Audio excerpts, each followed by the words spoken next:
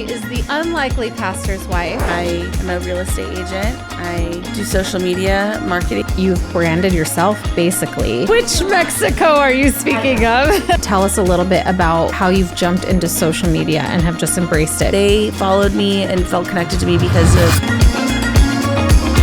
Hey friends, I'm so glad you're here today. You are about to listen to the lovely gems that my friend Alyson has to share. She is the unlikely pastor's wife. Her name is Alyson Moore, and she is here today to interview with me. I'm so excited you're here. Thank you for having me. You're welcome.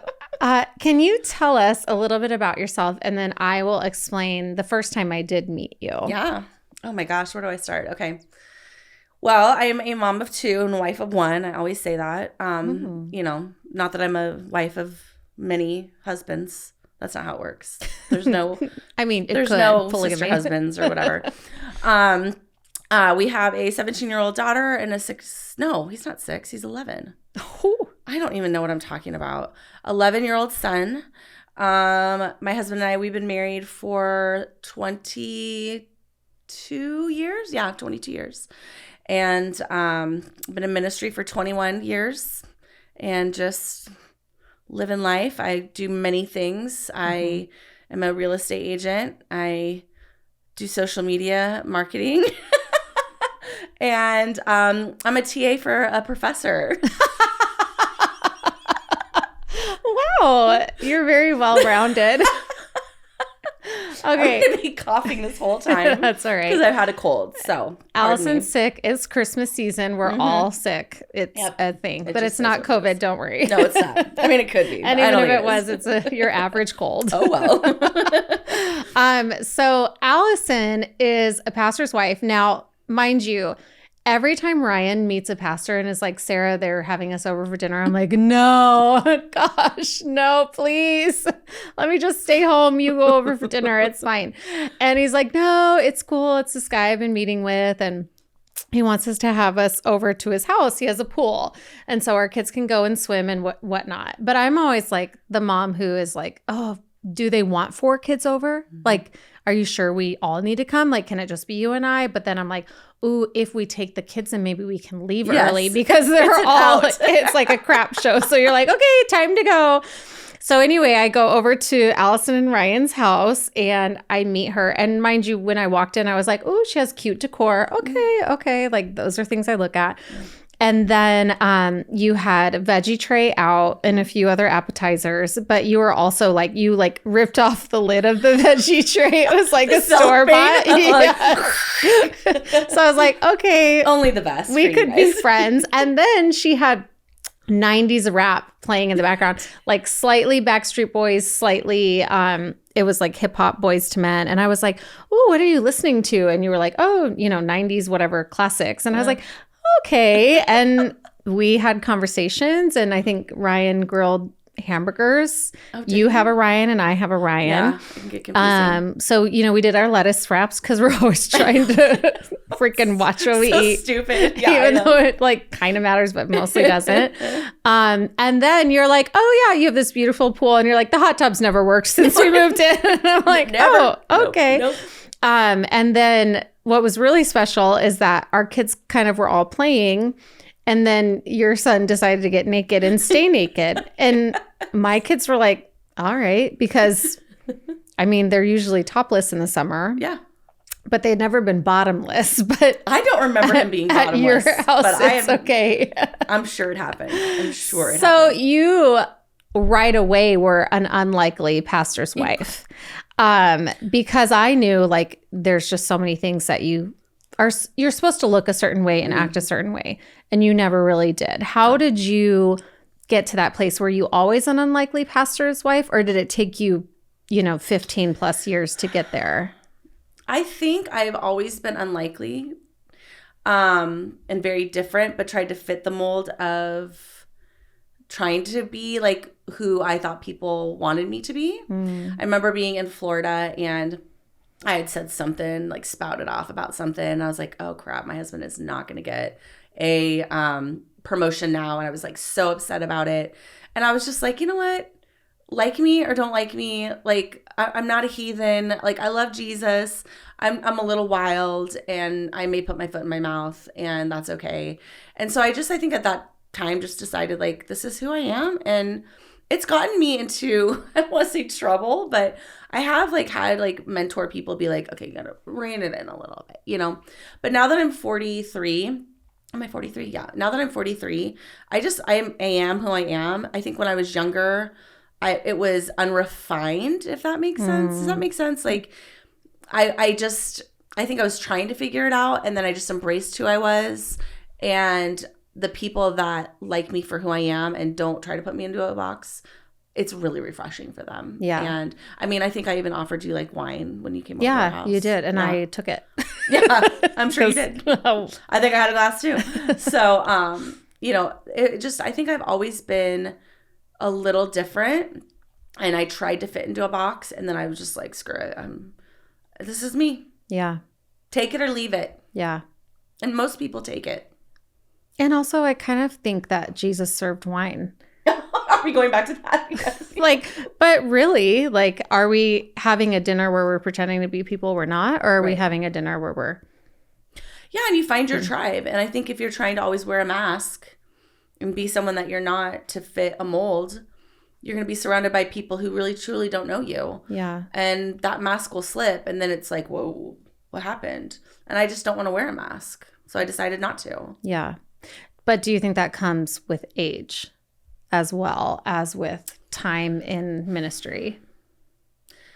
I think it probably does come with age. I mean, obviously in your 20s, you're trying to figure life out. Yeah. And who you are. And then your 30s come, and I think you're still maybe trying to figure it out. I think once you hit like, I don't know, 38, 39, 40, this is who you are, and own it and love it and be unapologetic about it. And I mean, don't be a jerk, which I mean, I have to really watch it because I can be very direct and offensive.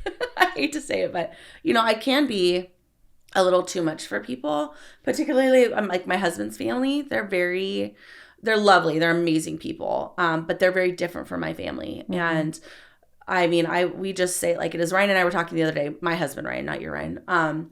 And my mom and I were on the phone, and my grandma was, you know, not doing well. And I'm like, you guys should have figured this out. What's going to happen earlier, blah, blah, blah. You know, I'm like, and my husband, I get off the phone and my husband's like, okay, if that was my family, everyone would have been just like, oh, well, what are we going to do about grandma? And now you and your mom are just like back and forth, and we're okay with it. Yeah. So I just embraced it. You know, this is who I am. But how does that work now with your husband? Like, so you are different personalities, but you've been married 22 years. So how do you get to that point? Because stay married, be in ministry, do ministry together, because you also do lead worship and stuff, and you have off and on. How do you stay together with such very different personalities? Well, we got married very young. We were 21, almost 22. So we were like babies. And most of those marriages do not work out. That's you know? Ryan and I too. See? Yeah. I think like as we grew older, we grew together. Whereas people that get married really young, they grow apart because they're finding out who they are separately. I feel like Ryan and I figured out who we were together. And not like, I'm doing my thing, you're doing your thing. Like we'd always done things together. Our ministry was together, all of that. And so we figured out who we were together, and we learned to embrace each other's differences. Not to say it hasn't been challenging. I'm sure that there were years. He has much more patience, but we're like in a rhythm now that it works for us, and he understands me. He understands, like, you know, when I'm passionate about something, I'm not mad. It's just like, I'm just passionate. And for him, you know, I have realized like when he's quiet, he's thinking, or if he's like in the front room by himself, like he needs downtime. Like we've just learned how to be okay with the differences, but also like allow each other to be different. Yeah. And love each other in that. Instead of trying to change the other person. Okay. I love that. Like he's never tried to change me. I mean, he has been like, you probably shouldn't have said that. Or, you know, but he's never been like, I don't think in our whole 22 years of marriage, he's never told me to change something about myself. That's amazing. Yeah. That's great. I know. Because most people at this, when you get married so young, Yeah. the person I was at 21, actually, I take that back. I was pretty aggressive at 21. I was still an Enneagram 8. I still was an Enneagram 8 without knowing what an Enneagram 8 was. Yeah. I mean, when we first met, he'd asked for my number. And it was like a day or two later. And my friend's like, oh, that's the guy who asked for your number. I just walked up to him. I'm like, hey, you asked for my number and you haven't called me. What's up? And Ryan's like, Alyson, it was like less than a day. I'm like, no, it wasn't. It was like probably 2. He's like, no, literally. I'd gotten your number like the night before. And the next day you're like in my face like, why haven't you called me? I heard you got my number. So I've always been very like bold and just confident in who I am. And he's okay with that. Yeah. He's never tried to change it. So with that and how he has respected you for who you are and vice versa, do you think so you have a 17-year-old daughter. How has that played out in how she sees your relationship? Or maybe is she dating? Does she date? How does that, we want you to, are there things about mom and dad that you want her to embrace and take into her relationship? And are there things that you would say, ooh, Eliza, maybe do this differently? She has dated one guy. She dated him for a while. She's very much like Ryan. She's a 9 on the Enneagram, which she's a peacemaker. I'm Me too. the challenger. So her and I are very like this a lot. And then Ryan is like the processor thinker or something. He's a 5. So they really get along well. I think that she has seen our very different personalities and how it works, that I hope that she finds somebody who brings out the best in her and allows her to be herself and doesn't make her fit into a box. Like Ryan hasn't made me fit in a box. I haven't made him fit in a box. I hope that she gets that from our marriage and that we can have lively discussions about things, but we still love each other and we're not mad. And it's just, us having discussions. And it was funny because our son Ryson one night was like, "Wow, stop arguing." And we're like, "We're not arguing. We're just having a very passionate, lively discussion."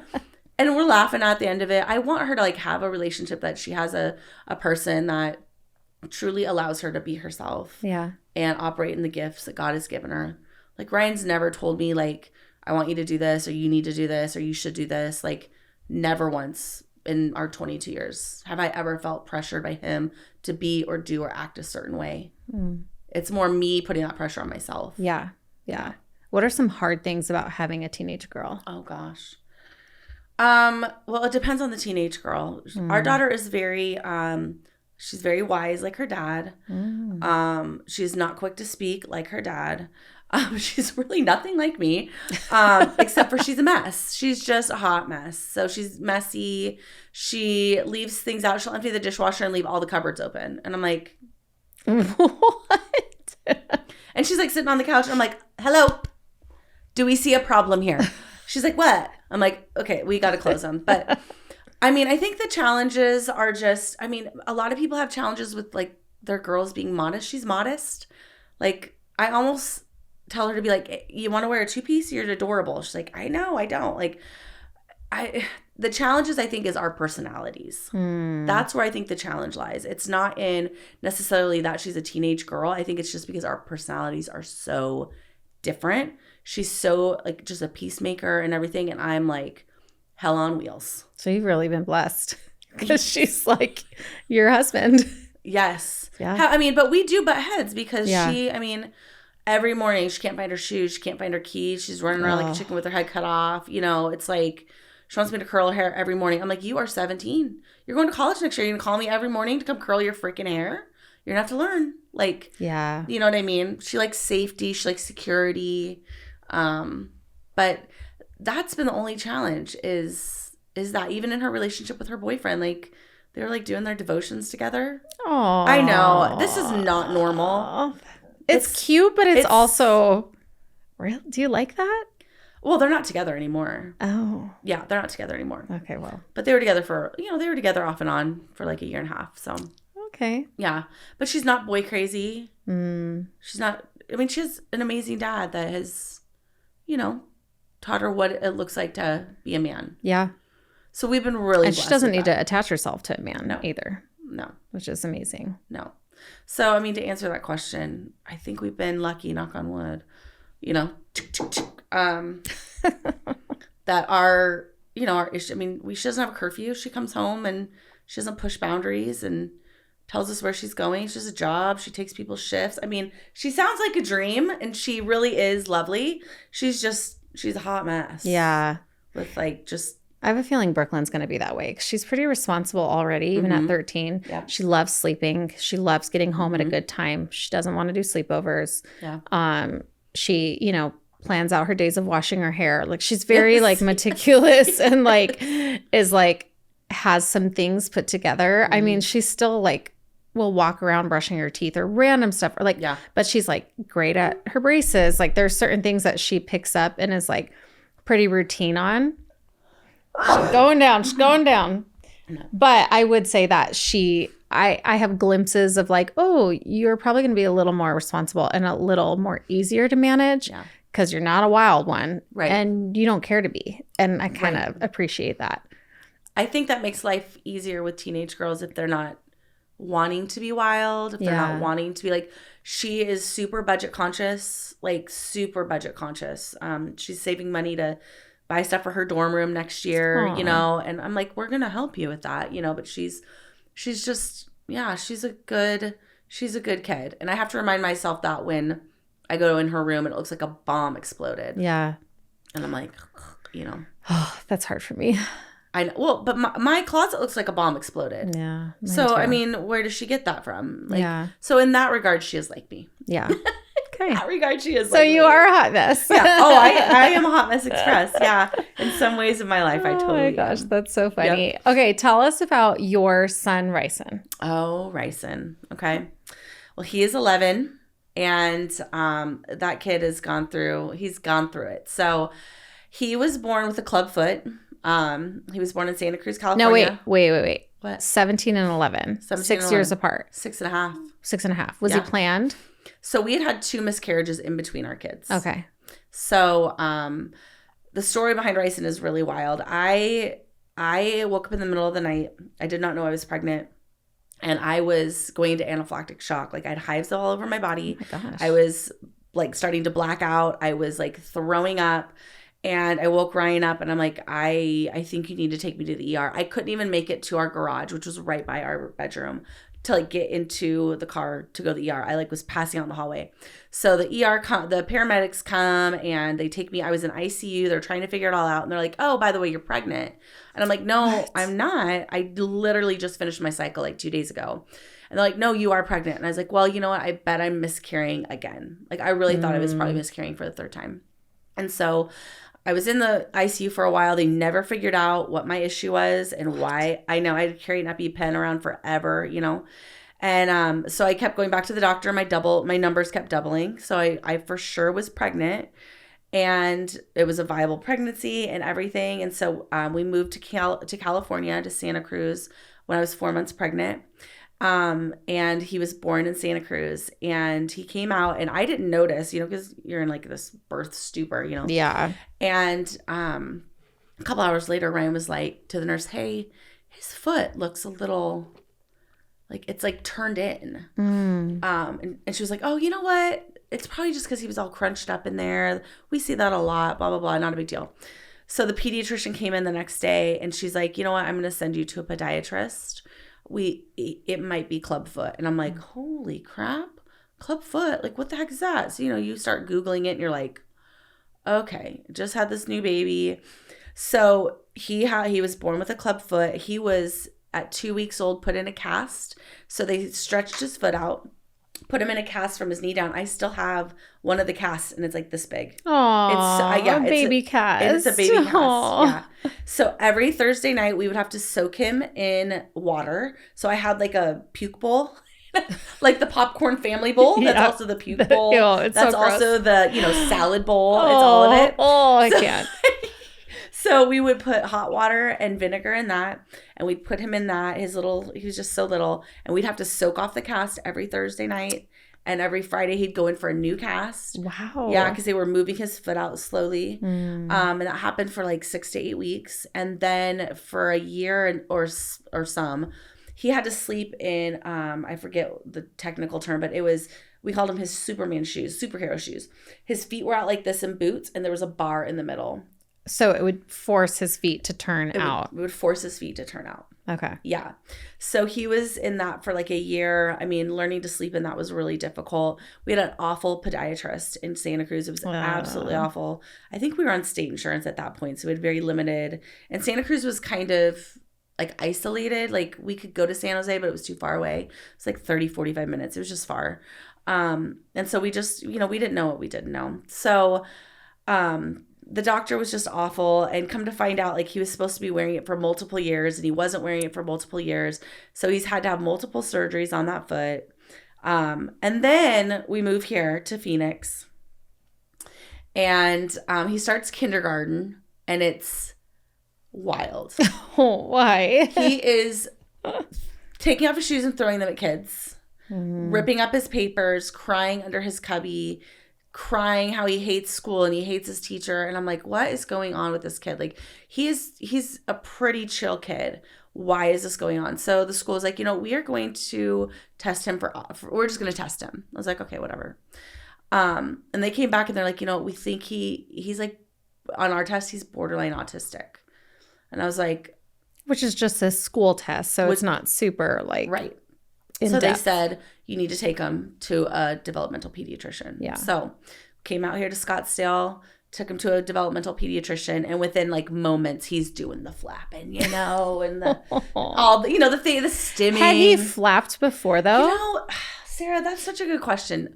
He had this plastic Little Tikes golf club that like in the little like golf club. Yeah.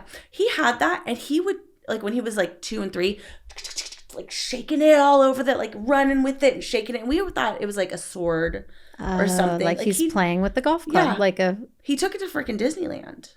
We have video of him like shaking that thing and, by It's a Small World or whatever. Yeah. So we didn't know that it was stimming though. We just thought, that's how he plays. Yeah. So we're at the developmental pediatrician and she was like, oh, that was a good one. She's like, he is definitely on the spectrum. Wow. He doesn't like to be around kids. He doesn't like to wear clothes. Coming back to being naked around your children, he didn't care. Yeah. He's like, these clothes are uncomfortable. I'm not wearing them. Yeah. I don't care if everybody sees me nude. It doesn't matter. So we got that diagnosis and have just been learning to navigate that world of having a son that is on the spectrum. Yeah. And a clubfoot. The clubfoot is the most random thing. Have you seen him walk though? Yeah. I mean, he has a little He's a limp. strut. He has a gait. Mm-hmm. Yeah. But he's fine. I mean. Yeah. Yeah. Doesn't ride a bike. Doesn't like. Could he? Or is it kind of like awkward? It's hard for him because his core is so weak, which is a part of which can be a part of like autism and kids with clubfoot. Oh. So he's got double whammies, like just all over the place. Poor kid. Poor kid. Thank God you only have 2 to deal with. Don't put him at my house. No, listen, that's all I can do to get you to the doctor. You would be so lucky to. Dude, we have a doctor that comes to our house. Oh, that's wonderful. Yeah, it's awesome. That's a game changer. Yeah. So that's, it's a challenge. Having a special needs kid's a challenge, but we work it out. So what do you do to make you probably have more appointments than most people or have had them in the past, figuring all that stuff out. School was a challenge, I know, for a while, just getting in routine. Because once he's in routine, he's fine, right? He still every night has anxiety about going to school. Yeah. But yeah, it's okay. It's okay. It's gotten so much better. There was a year there where Ryan was having to take him into the school and drag him out of the car, and the behavioral specialist had to meet us in the parking lot to get him into school every day. It was awful. And that was right before COVID. So it was 2019. And then you're like, now you're home and we have to do this all over again. Yes. Oh. It was COVID was awful, but also it showed me that there are different schooling options for him. Yeah. That might work better. Okay. So we're navigating that right now. He's going to be in 6th grade next year and he's going to have to switch schools anyways. And so I'm just doing a lot of prayer and trying to figure out maybe it's time to find like a program where he can go 2 days a week and stay home. Yeah. 3 days, and I do some homeschooling stuff with him. He said the other day, he was like, hey, remember when I had to do school online on the computer? I want to do that again. You know, and I was like, okay, we might be able to adjust, pivot. Yeah. What we're doing. Yeah. So that's coming. So how do you work? Like, so tell the listeners how you work. Like, you've been flexible. You've also pivoted. And you've branded yourself basically. Like, what do you do now for work? And tell us a little bit about how you've jumped into social media and have just embraced it, because you've always been really good at it. And you've kind of turned it into somewhat of a side hustle. Right. So, because I would say we went on vacation together and you were the person that had some kind of tripod, like selfie thing. And we attended a silent disco, and half of us were just so happy to be at a silent disco because we didn't know what it was. But then we put on the headphones and we were like, this is the best freaking thing I've ever been one at. Wanted to go. Everyone thought it was going to be stupid. We all thought it would be lame. It was amazing. But the whole time you have a selfie tripod / something stick that you're holding in the air with a very, very bright light. And a microphone puff. And you're filming the entire thing. And this was like 4 years ago or something. Like, we're like into all of these things, and you were already like on Amazon buying the tools that like become something. Like, you just knew what it was. I always say I invented the selfie because me and my best friend in high school used to take selfies all the time, like on the old cameras. And I'm like, selfies have been around for years. Like, this is not a new thing. Right. But you have been doing the filming and the bright lights for quite a while now. We gotta find some footage of that and put that in so people can see. It's so good. Oh my gosh, it's so good. Also, the dancing was so cool. But you took that and ran and had all these funny reels and all these things. And now, how are you working that into your everyday life? So I was in a previous business where I had to brand myself. Like, you have to put yourself out there. I've always been very open with my life. I've never really hid anything. Again, back to like being an unlikely pastor wife. I don't wear a mask. Like, this is who I am. And so I kind of jumped into this business and was just sharing my life all the time, you know, so people can get to know me, then they trust you, and then they want to, you know, use you for your services and all of that. So that's kind of how I got into like just sharing my life with people, and people liked it. Yeah. You know, and I'm nobody. I'm a nobody. You know, I Me really too. am. That's why I invited you. Like, we can be nobodies together. Average mom. Average mom, yeah. But, you know, people were like, oh, what did you make? Or what'd you do? And blah, blah, blah. And I've never wanted to have like 1 million followers. You know, I mean, if it happens, great. But there's a lot of pressure that comes with that. So I just like started doing that. And then I jumped into real estate, and I never half rear end anything. You can say ass. I can. I'm allowed to say ass on mine. I never half rear end anything. I always jump in, and I think it's because I have undiagnosed ADHD.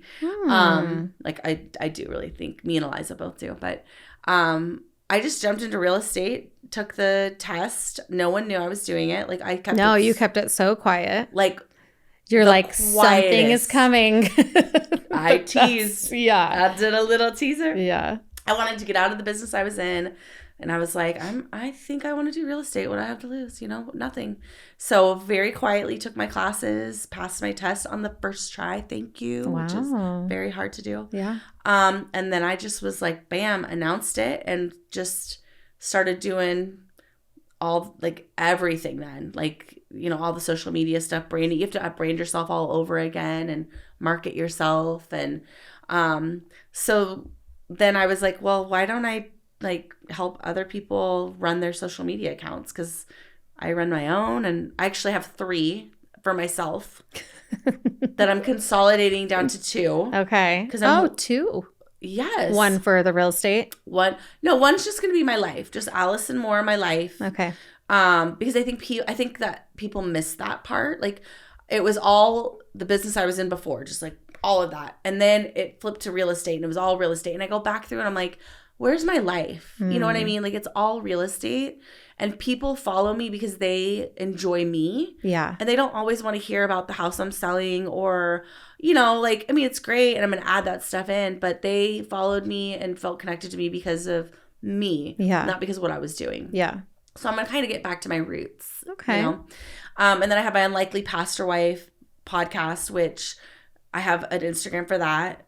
And then I have another one where I'm an Amazon influencer and I do like clothes. Okay.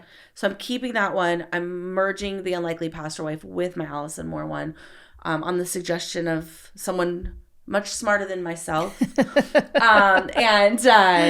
You know, just to kind of consolidate my life and then helping other people create content because some people want to do this kind of stuff, but they don't have the time or the creativity or the energy to create their own content. Yeah. And I like to do that. Yeah.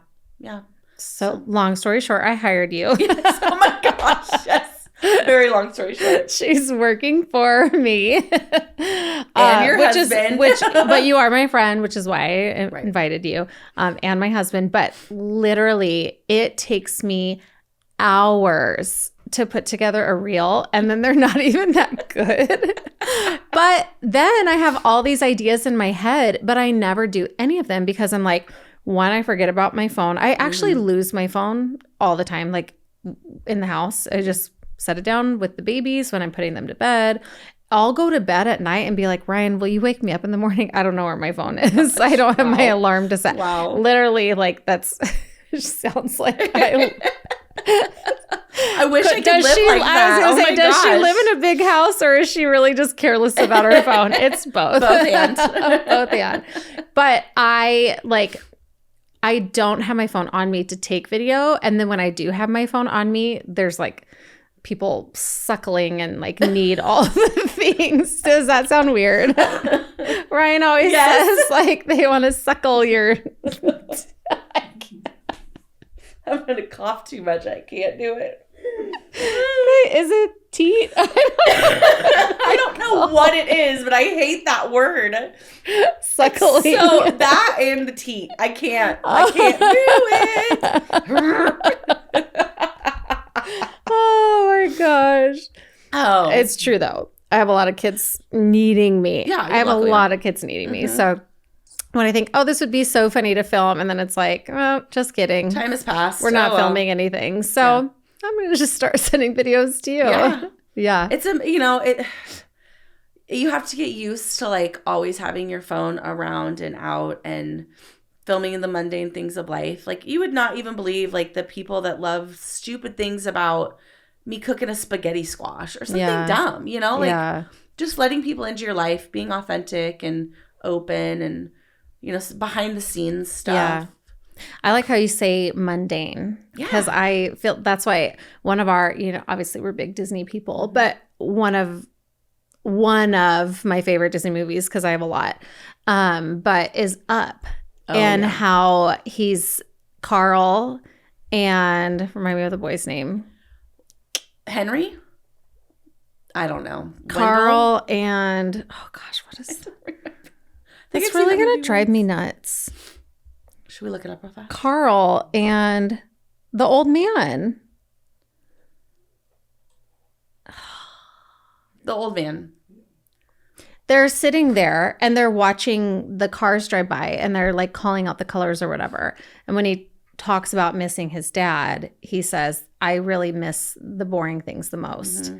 And I'm like, those are the things that I think, you know, especially with the social media life and social media world, you think all these things are really big and big things happening. Before social media, it was, you know, looking at pictures or blogs or websites or whatever it may be. But it was like, oh, everyone's life is really big. And you're thinking like the important things are the big things. Mm-hmm. It's actually like the really small stuff. So I love the mundane and the boring and the everyday things. Yeah. I think people see too much of the curatedness. You know what I mean? I remember when Instagram was like everything was filtered on somebody's page. Like it all had the same color scheme.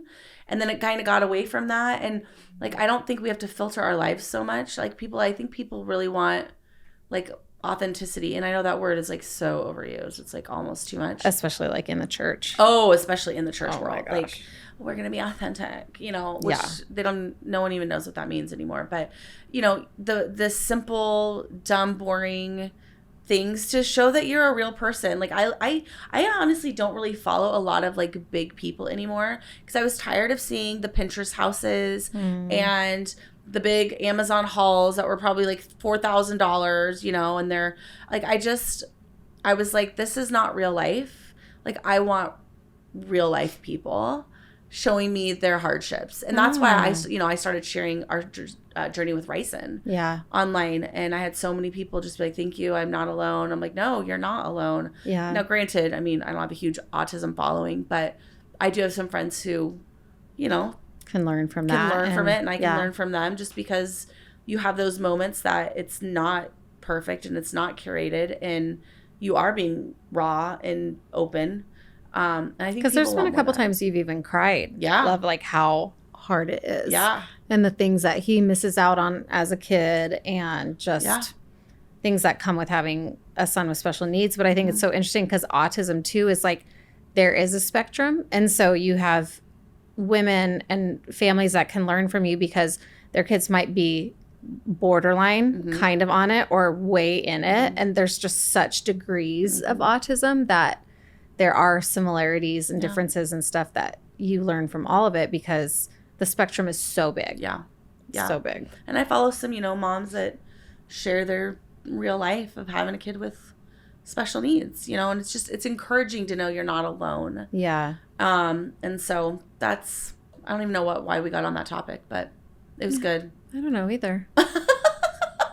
The mundane. Showing yourself on social media. Yeah, showing yourself on social media. Just like showing up as who you are. Yeah. I mean, I'll have my eyelashes off and look like a naked mole rat on social media.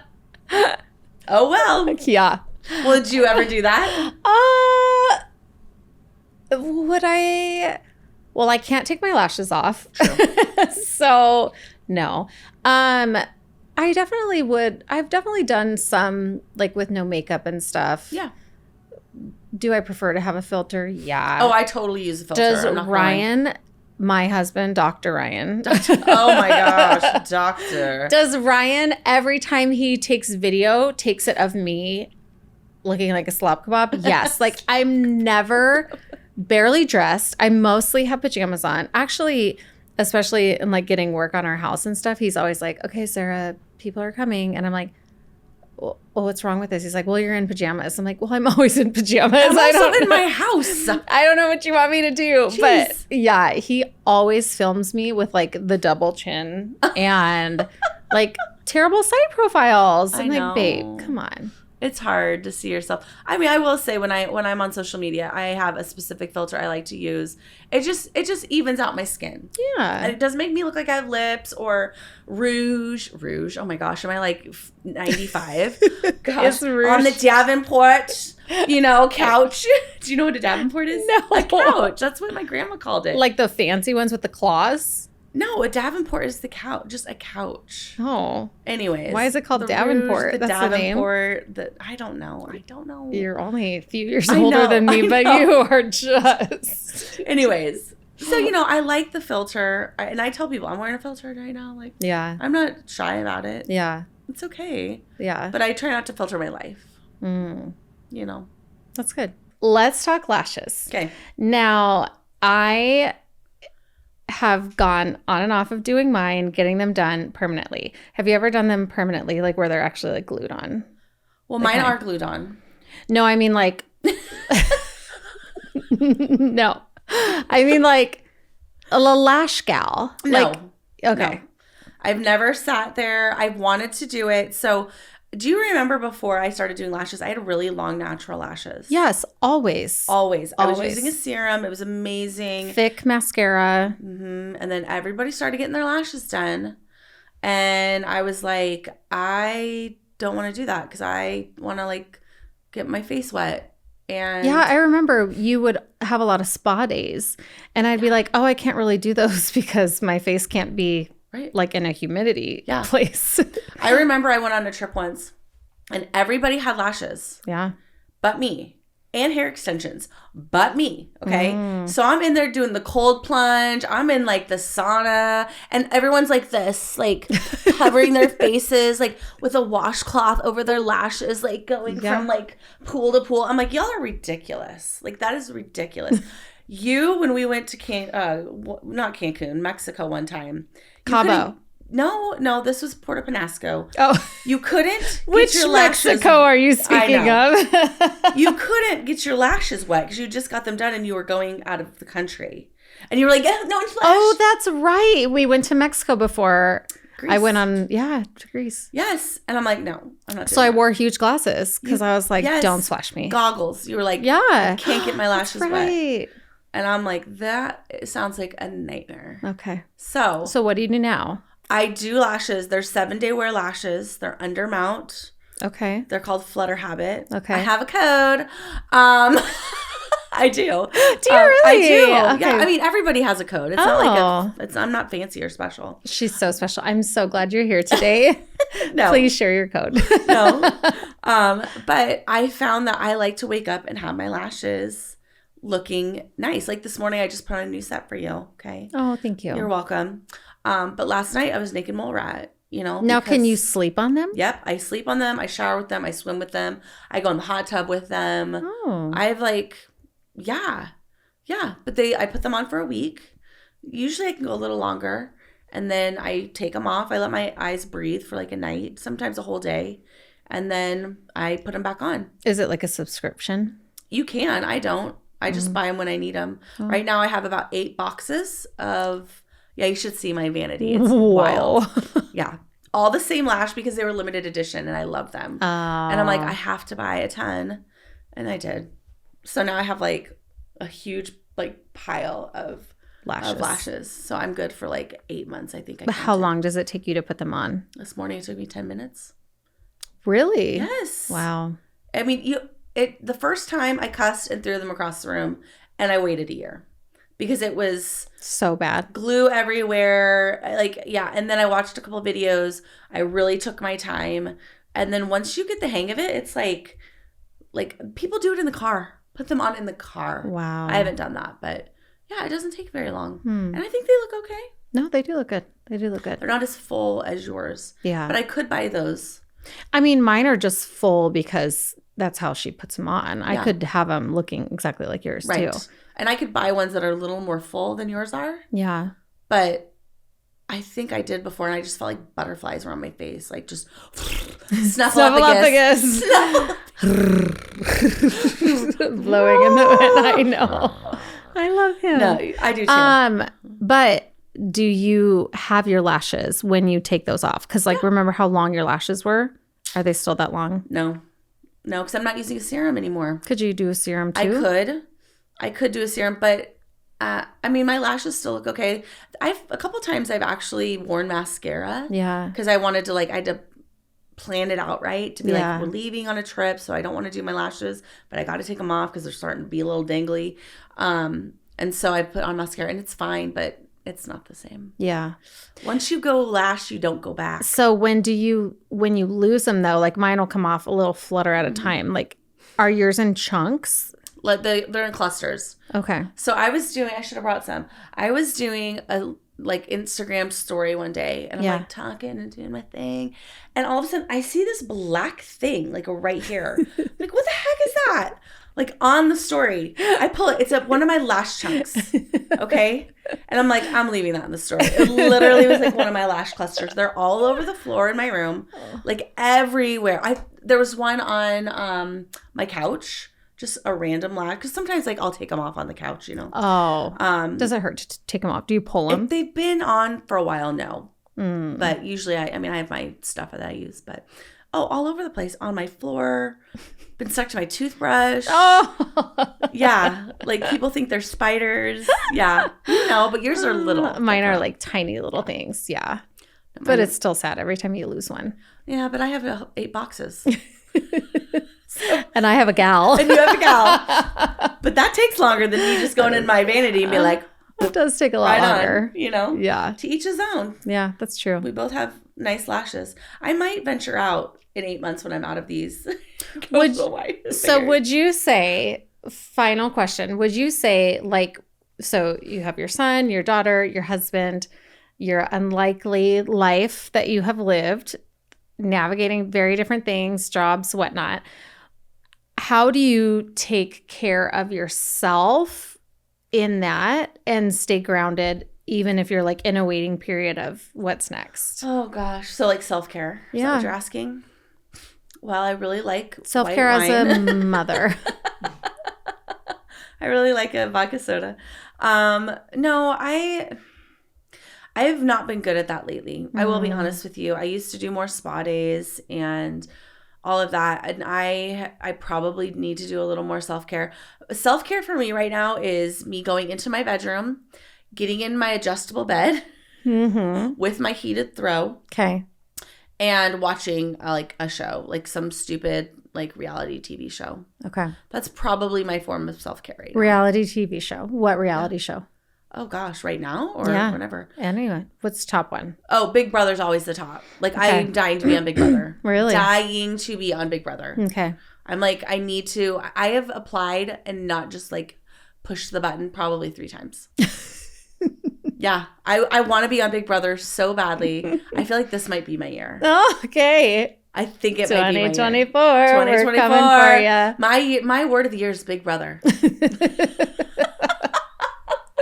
Can you imagine a pastor's wife on Big Brother? They've never had one. I've never seen Big Brother. What the? I think my parents watch it. Oh, Sarah, don't every act time like it's an old person show. I know, but every time I hear Big Brother, I think Big Brothers Big Sisters, that club. People, it's like Survivor, but people live in a house for like 100 days. Oh. And everything is filmed and you're doing competitions. You're voted out every week. The house? Yeah, you stay in the house. How many people are in the house? To start with, there's like 15. So it's like MTV Crib, not Cribs. Real World? Real World, thank you. Kind of, but there's like not strategy and every so it's week. Survivor, but not on an island. It's Survivor in a house. Okay. That's exactly what it's CBS. Oh, am I allowed to say that? I don't know. I'm surprised Ryan doesn't watch that. He's more into people nearly almost dying. Well, I couldn't do Survivor. No. Hello? Who would want to? I know. I need my chapstick. I need my fan when I sleep at night. I need 70 degrees in my house to sleep. Okay. I need my chapstick. I already say that. I need my water by my bed. Okay. And I need my lashes. Yeah. I ain't doing Survivor. Yeah, I'm not either. Anyways. So that's adjustable bed with my that's great self-care. My heated throw. Watching Big Brother. Well, thank you, Alyson, for joining us today. Thanks for having me. I appreciate your authenticity. Yes. And your candidness and your unlikeliness that makes you so attractive to, I think, other women. Good. Because you are your true self, and I love that, and I think it's desirable and honorable. Well, thanks for having me. I appreciate it. And we appreciate your husband, who keeps my husband grounded. Yes. Because he is calm and peaceful and full of wisdom. And mine is very fast and aggressive and similar to you. Yeah. And so it's a good balance. It's like they have their own marriage. It is. Yep. My poor husband has to deal with it with him and me. I know. It's so funny. Awesome. Well, thank you. Thank you. Bye-bye. Bye-bye. Bye-bye. Bye-bye. Bye-bye. Bye-bye. Thanks for joining us today for the Sprinter Mom with Lashes On podcast. Be sure to like, subscribe, and leave a review. We'll see you next week.